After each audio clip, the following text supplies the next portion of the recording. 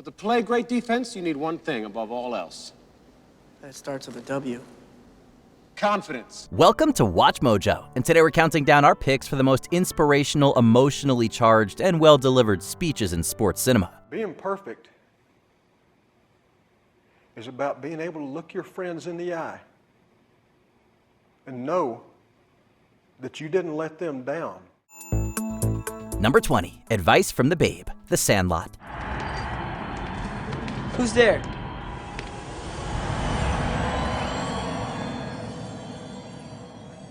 Don't go pee in your pants, kid. I'm just here to give you a hand.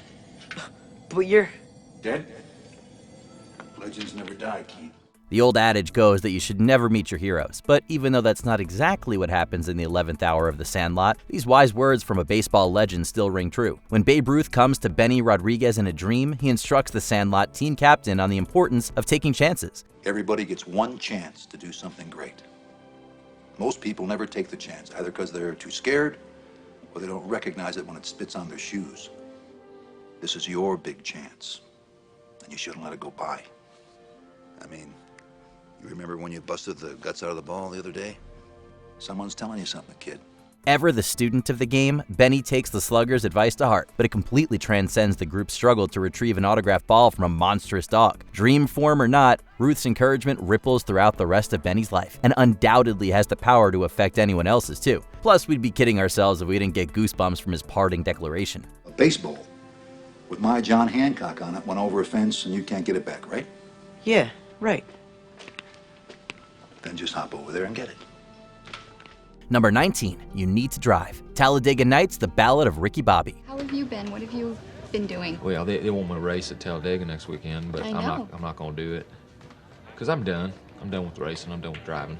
Why would you do that? Another monologue designed to get the hero out of a funk, the fire lit inside Ricky Bobby is a bit edgier to say the least. The arrogant NASCAR driver is about to throw in the towel when his assistant, Susan, brings him speeding back to earth. Only a consummate professional like Amy Adams could reason with Will Ferrell at his most outrageous, as Susan reminds Ricky that driving is the one thing he finds true joy in. You know what, Ricky? I have kept my mouth shut for a really, really long time, and I just don't think that I can keep it shut anymore. And I just have to tell you that I think you are making a big mistake. Really? Yes. Why is it that you always fall for people who leave you? Have you noticed that? Even though it's caused him trouble, getting behind the wheel is the only thing that can get him out of it too. Her impromptu counseling could be seen as cliche, but the inclusion of Journey's Faithfully and the pair's resulting hookup make this a certifiably hilarious morale boost. Ricky Bobby is a driver. He is a doer. And that's what you need to do. You don't need to think, you need to drive. You need speed. You need to go out there and you need to rev your engine. You need to fire it up and you need to grab a hold of that line between speed and chaos and you need to wrestle it to the ground like a demon cobra. And then, when that fear rises up in your belly, you use it. Number 18, Only a Game, Fever Pitch. Not many sports movies tap into the perspective of fans, but this adaptation of Nick Hornby's best-selling memoir is a notable exception. 3 minutes to go and you're 2-1 up in a semi-final. And you look around, you see all those thousands of faces contorted with fear and hope and worry. Paul, an obsessive devotee of the Arsenal Football Club, finds his dedication challenged by a romance with coworker Sarah. When Paul loses a promotion the same day Arsenal loses a critical match, Sarah chastises his priorities by dropping an ill-timed remark, triggering this passionate rebuke. You think I'll be this upset about a stupid poxy job interview? We lost at home to Derby today. We've blown it. God, Paul, when are you going to wake up to yourself? Wake up to myself? I'm bloody awake. I wish I wasn't. I want to go to sleep for the next 10 seasons. Paul's response validates the flashbacks to his childhood shown during the film, and it's clear that his fandom is more than just a hobby. Seeing Arsenal win a championship is something he's wanted for years, and his defense of that desire is a raw expression of how it feels when something you love is snatched away from you. No, of course not. No, I know that you care more about whether one team scores more than another team at a football match. You really thought I came here to comfort you about that? Did for a moment, yeah. I credited you with some imagination. I honestly thought you might understand how I was feeling. Paul, it's only a game. Don't say that! Number 17, Mike's Lament, Breaking Away. You know, I used to think I was a really great quarterback in high school. Still think so, too. Can't even bring myself to light a cigarette because I keep thinking I gotta stay in shape. This was the first sports movie to win the Oscar for Best Original Screenplay, which is a testament to how well it connects athletics to the human spirit. Following a group of working-class friends who enter a collegiate bicycle race, Breaking Away explores the insecurities they feel about living in a stagnant community. You know what really gets me, though? I mean, here I am, I gotta live in this stinking town, and I gotta read in the newspapers about some hotshot kid, new star of the college team. Every year is gonna be a new one. Every year is never gonna be me. Dennis Quaid's Mike is especially going through it, confessing his frustration in a moment of reckoning. Sitting yards away from a college football practice, the distance isn't lost on the former quarterback, who bemoans the perceptions others have of him. It's unexpected wisdom from someone who has had to grow up much faster than they'd prefer, and a sad resignation from a kid who doesn't understand that he can still turn things around. They're gonna keep calling us cutters. For them it's just a dirty word. Me is just something else I never got a chance to be. Number 16, Maggie's Final Request, $1 Million Baby. They took my leg, boss.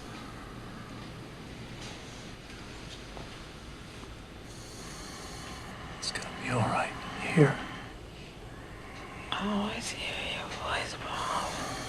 This harrowing drama doesn't exactly set us up for its gut-wrenching third act, which sees promising boxer Maggie Fitzgerald paralyzed after taking a cheap shot. It's an unjust fate for someone who always fought with honor and tenacity, but it's one that she gracefully, if reluctantly, comes to accept. I got a favor to ask you, boss. Sure. Anything you want. Remember what my daddy did for Axel?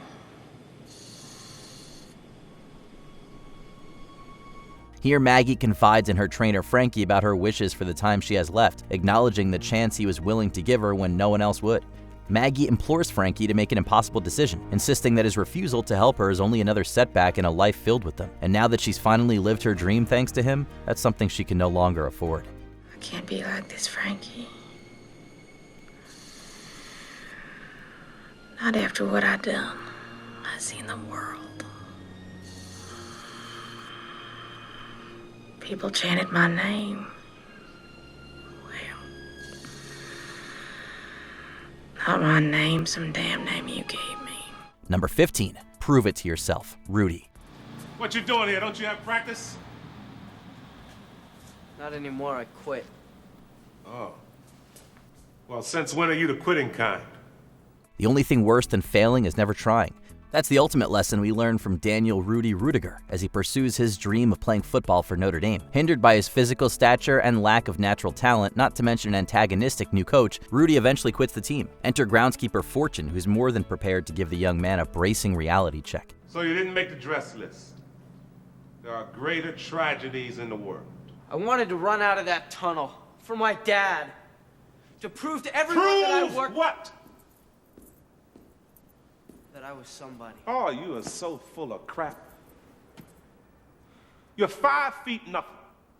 100 and nothing. After tearing into him for his decision, Fortune reveals his past as a former Notre Dame player, explaining the regret he still feels over his own decision to quit. It's exactly what Rudy needs to hear, and it'd be hard for anyone not to feel heartened by Fortune's persuasive attitude. In this lifetime, you don't have to prove nothing to nobody except yourself. And after what you've gone through, if you haven't done that by now, it ain't gonna never happen. Number 14, The Dalai Lama Story, Caddyshack. And I make my way over to Tibet. And I get on as a looper at a course over there in Himalayas. A looper? A looper. You know, a caddy, a looper. Jack. So I tell them I'm a pro Jack. And who do you think they give me? The Dalai Lama himself. Some sports speeches are inspiring, others are heartbreaking. Carl Spackler's recollection of caddying for the Dalai Lama is probably somewhere in between. But one thing's for sure, it's pure comedy gold. The bumbling groundskeeper tells it just as he remembers, leaving in important details like the spiritual leader's strong swing. The flowing robes, the grace, bald. Striking. So I'm on the first tee with him. I give him the driver. He hauls off and whacks one. Big hitter, the Lama. Long. Into a 10,000-foot crevice right at the base of this glacier. Do you know what the Lama says? No. The most significant, however, is the tip he leaves Carl, the gift of total consciousness. Your mileage may vary as to whether or not the poor guy was scammed, but his story says more about his character and Caddyshack's tone than you might think. Carl's outlook on life may be simple, but he likes what he does. And in a place as elitist as a golf course, that's worth much more than money. And I said, hey, Lama, hey, how about a little something, for the effort, And he says, there won't be any money. But when you die, on your deathbed, you will receive total consciousness. Number 13, You People Here, The Wrestler. What the are you doing? Doing my thing. I'm going to work. Your heart. My heart? My heart's still ticking. Yeah, but the doctor Listen, said... I know what I'm doing. The only place I get hurt is out there. Living hard and playing harder eventually catches up to even the best athletes. That's what brings this drama into focus as Randy the Robinson takes a hard look at the physical and mental toll his line of work has taken. Mounting a return to the ring despite plenty of warnings from his doctors and loved ones, Randy speaks candidly to the fans whose admiration he's been chasing his entire life. If you live hard and you play hard and you burn the candle at both ends, you pay the price for it. In this life, you can lose everything that you love, everything that loves you. Now, I don't hear as good as I used to, and I forget stuff. It speaks to the wrestler's thematic complexity that we aren't sure if Randy's speech is a victory lap or a tragic relapse into a dangerous vice. But Mickey Rourke's delivery is so candid that it's worth getting lost in the movie's study of someone who's lost as much from his career as he's won. The only ones who are going to tell me when I'm through doing my thing is you people here. You people here. You people here are the ones who are worth bringing it for because you're my family. Number 12, A Better Life, Coach Carter. I see a system that's designed for you to fail. Now, I know you all like stats, so let me give you some. Richmond High only graduates 50% of its students. And of those that do graduate, only 6% go to college. Samuel L. Jackson gave us a taste of the leadership he'd bring to the MCU in this true story of a basketball coach who benches his undefeated team. Locking his players out of the gym until their grades improve, Ken Carter reminds them that their athletic skills are useless without academic achievement. Maybe only one student is going to go to college. Well, damn, Coach Carter, if I ain't going to college, where am I going to go? Now, that's a great question. And the answer for young African-American men in here is this. Probably to prison. Appealing to their desire to excel and the reality of their socioeconomic status, Carter holds the boys accountable for their shortcomings while encouraging them to want more.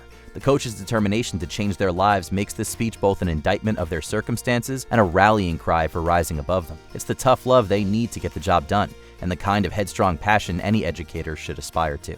I will do everything in my power to get you to college and to a better life. Number 11, Perfection, Friday Night Lights. It's real simple. You got 2 more quarters and that's it. Now, most of you have been playing this game for 10 years. And you got 2 more quarters, and after that, most of you will never play this game again as long as you live. A rousing locker room speech from the coach is par for the course with the sports genre, but some go above and beyond the purpose of motivating a team. Coach Gary Gaines' halftime homily during the state championship in Friday Night Lights is a perfect example. Gaines doesn't sugarcoat things, letting his players know that the pride of their town is on the line and that the second half could be the end of their football careers. But he also refuses to let their feelings defeat them. To me, being perfect is not about that scoreboard out there. It's not about winning. It's about you and your relationship to yourself and your family and your friends. Emboldening them to feel inspired by the odds they've overcome. Regardless of the score, their true victory is in becoming better people through something they love.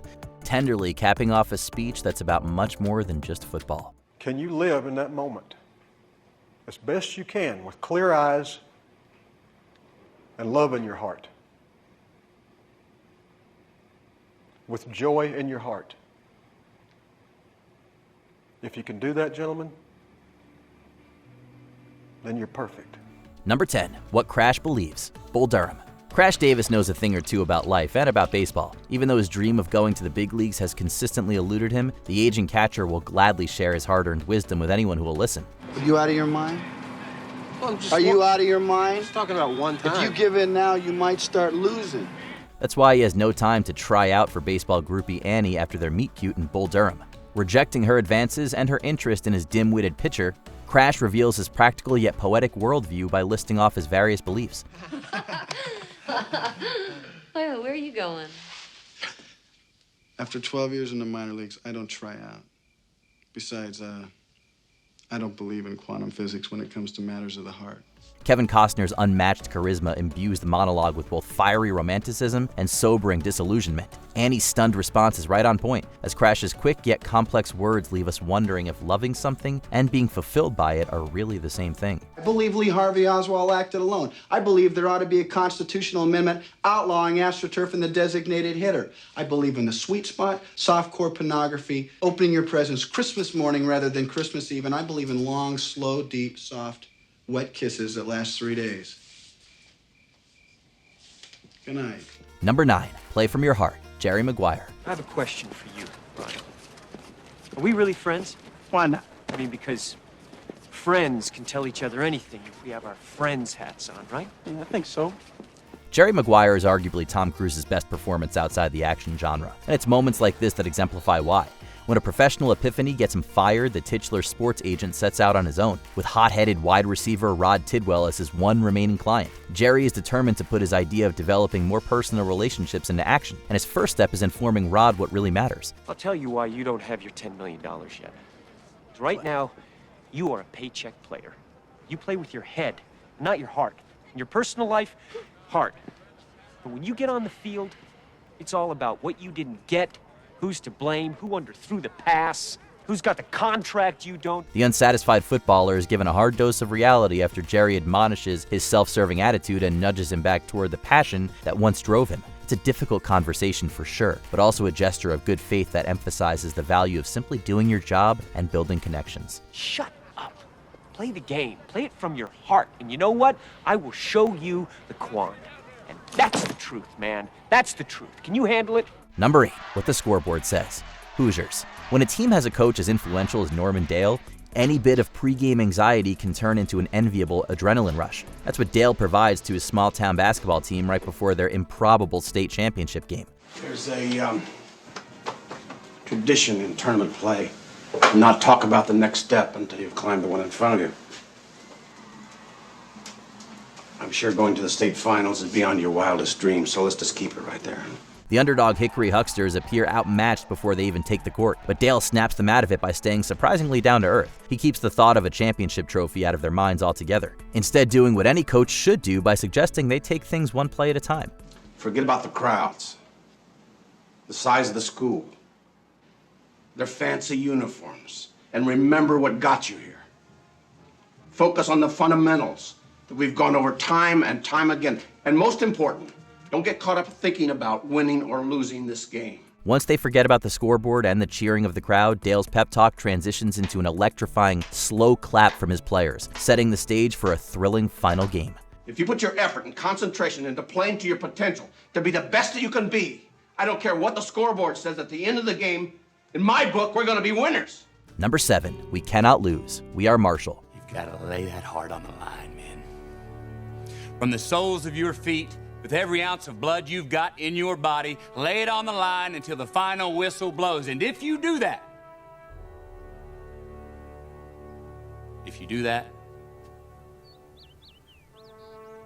we cannot lose. Matthew McConaughey brings his signature magnetism to this interpretation of one college's triumph over tragedy. After a plane crash claims the lives of Marshall University's football team, Coach Jack Langyell arrives to sew a grieving community's wounds. This is our past, gentlemen.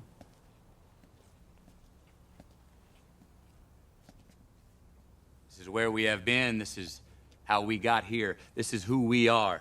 With his team rebuilt in time for their first home game, Langyell takes a most unconventional approach to prepping his thundering herd for the big moment, bringing his players to the final resting place of their precursors. He doesn't allow them to mourn. Rather, he tells them that their spirits of those lost will be there on the field, an advantage the other team will never understand. It's that advantage that fuels their hearts, and win or lose, that's what they'll bring to each and every game. How you play today, from this moment on, is how you will be remembered. This is your opportunity to rise from these ashes and grab glory. Number 6, the luckiest man, the pride of the Yankees. I have been given fame and undeserved praise by the boys up there behind the wire in the press box.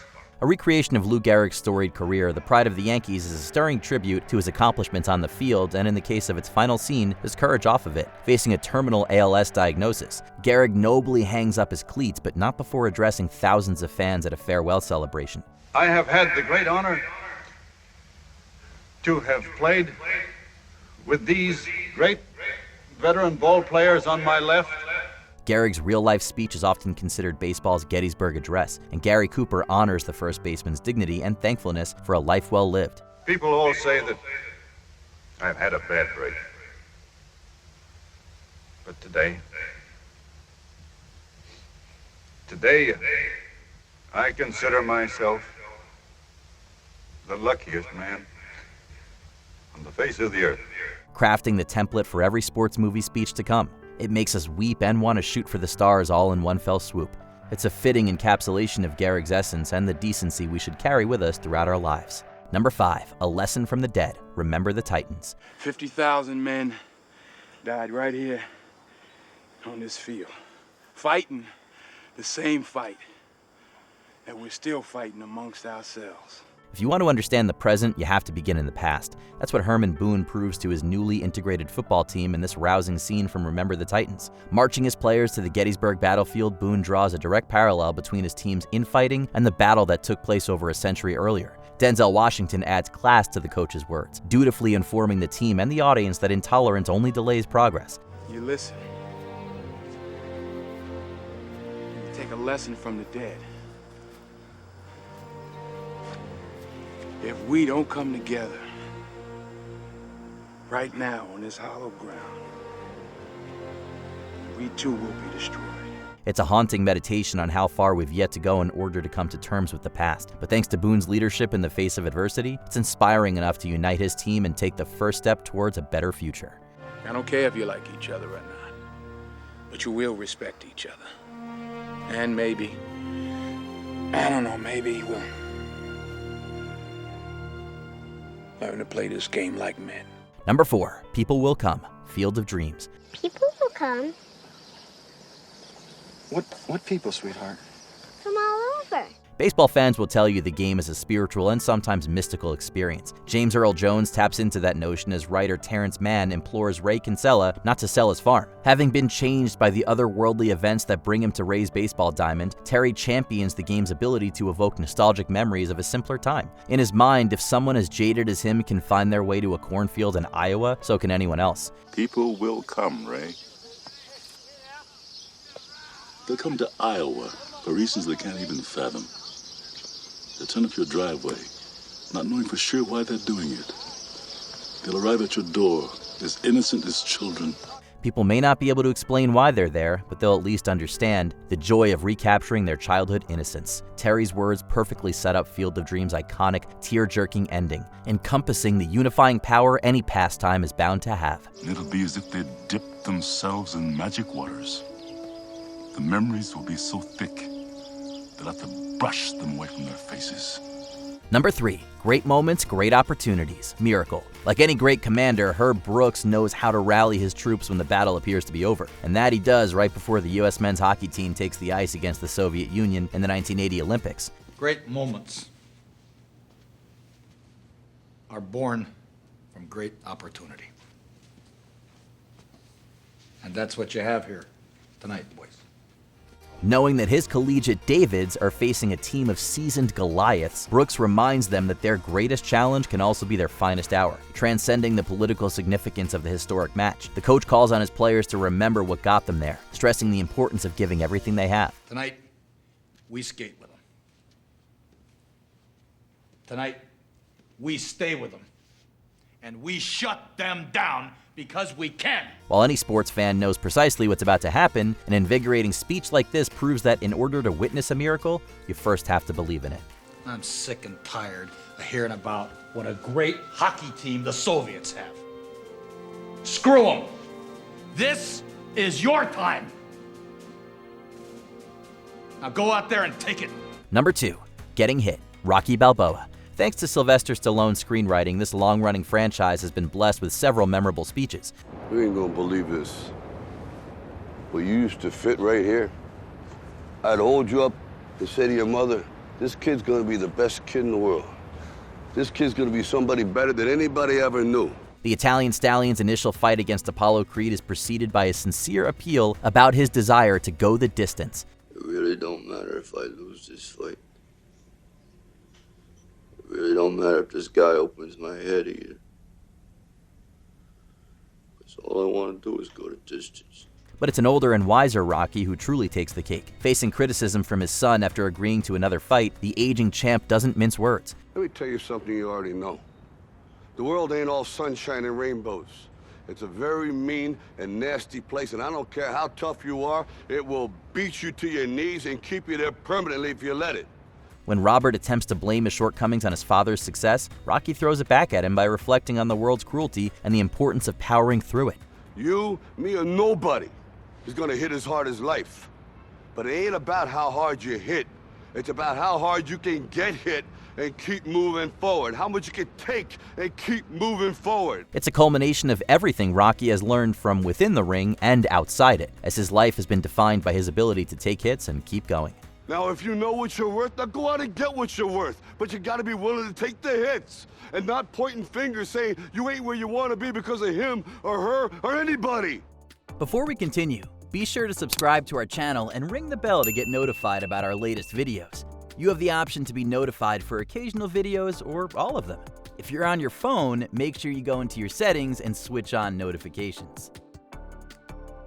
Number 1, a game of inches, any given Sunday. I don't know what to say, really. 3 minutes till the biggest battle of our professional lives. All comes down to today. Either we heal as a team, or we're gonna crumble. A few inches is all that separates victory from defeat, a fact that's true of sports and life. It's an ugly truth that powers the philosophical musings of football coach Tony D'Amato in Any Given Sunday. While most coaches advise their players on what it takes to win, Tony keeps it real by demonstrating how easy it is to lose. You find out life's this game of inches. So is football. Because in either game, life or football, the margin for error is so small. I mean, 1/2 a step too late or too early, and you don't quite make it. 1/2 second too slow, too fast. With the soulfulness of a reverend and the confidence of a 30-year veteran, Al Pacino lays everything bare as Tony discusses the inches that turn teams from good to great. Margin for error still exists at all times, both on the field and off, but speeches like this are practically a manifesto for how to make the best of the scant few opportunities we're given. On this team, we fight for that inch. On this team, we tear ourselves and everyone else around us to pieces for that inch. What sports movie speech gets you up on your feet and clapping the most? Be sure to cheer for your favorite down in the comments.